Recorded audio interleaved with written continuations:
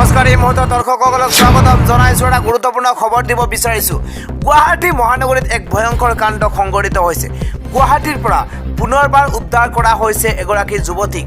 প্ৰথমে আপোনালোকক যুৱতীগৰাকীৰ দৃশ্যাংশ দেখুৱাইছোঁ। এইগৰাকী হৈছে যুৱতী আৰু সেই যুৱতীগৰাকীক এটা কোঠাৰ পৰা মৃতদেহ উদ্ধাৰ কৰা হৈছে।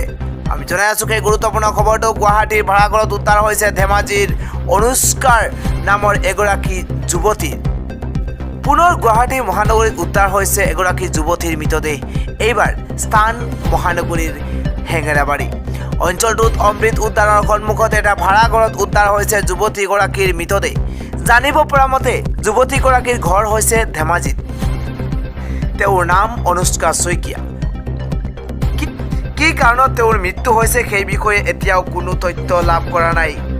ঘটনাস্থলীত উপস্থিত হৈছে দিছপুৰ আৰক্ষী উপস্থিত হৈ উদ্ধাৰ অভিযান অব্যাহত ৰাখিছে। আৰু প্ৰায় এটা বছৰ পূৰ্বে গুৱাহাটীলৈ অহা অনুষ্কাই এখন বিউটি পাৰ্লাৰত কৰ্মৰত আছিল বুলি জানিব পৰা গৈছে। ঘটনা সন্দৰ্ভত আৰক্ষীয়ে অব্যাহত ৰাখিছে তদন্ত। আনহাতে ঘটনাস্থলীত উপস্থিত হৈছে ফৰেন্সিকৰ দল। এয়া আত্মহত্যা নে হত্যা সেয়া সম্পূৰ্ণ তদন্তৰ আওতাত আছে।